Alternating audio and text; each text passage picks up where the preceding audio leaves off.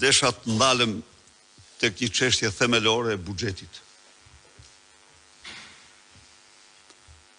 Ky buxhet është një piramid mashtrimi, vjedhje ndaj qytetarëve shqiptarë. Të dhënat më të fundit të Institutit Statistikave tregojnë efektin shkatrimtar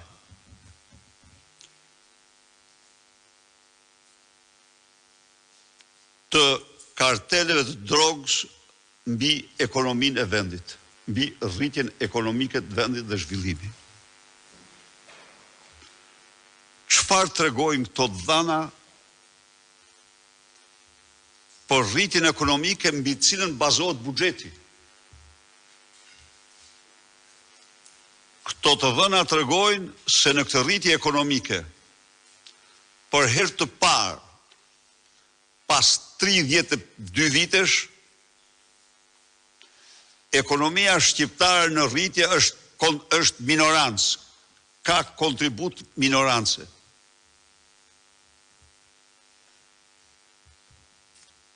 Për herë të parë,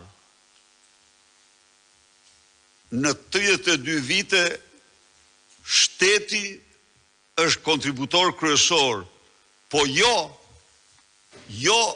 se shteti është, se janë sipërmarrjet publike të shtetit, se ka shtete të cilat menaxhojnë sektor publik prodhimi që predominon mbi sektorin privat. Kurse këtu shteti predominon në ekonomi me 2 kontribute kryesore. Së pari me rrogat, pensionet, sigurimet shoqërore, sigurimet e tjera,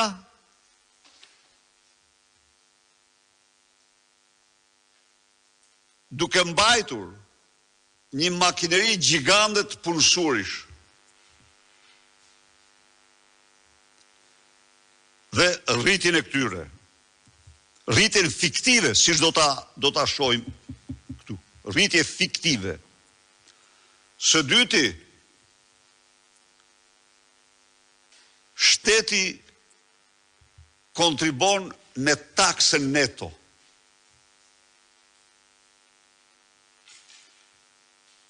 Çfarë është taksa neto? Taksa neto është taksa që vilet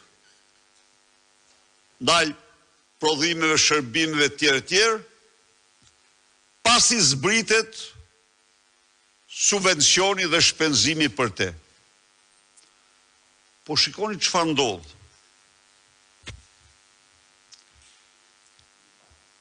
Ndodh që çdo rritje çmimi rrit taksën.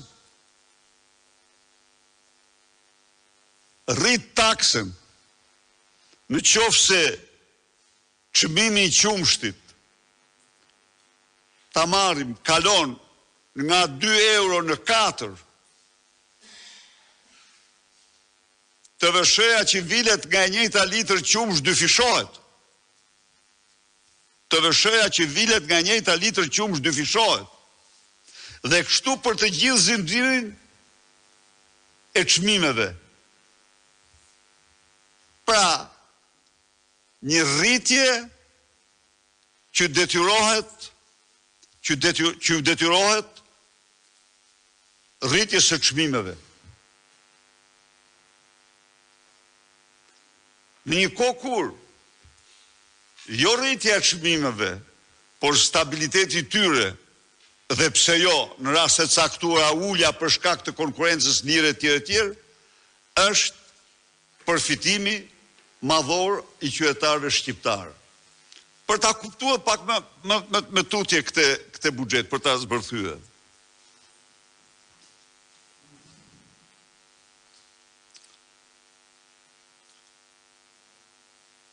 Sot,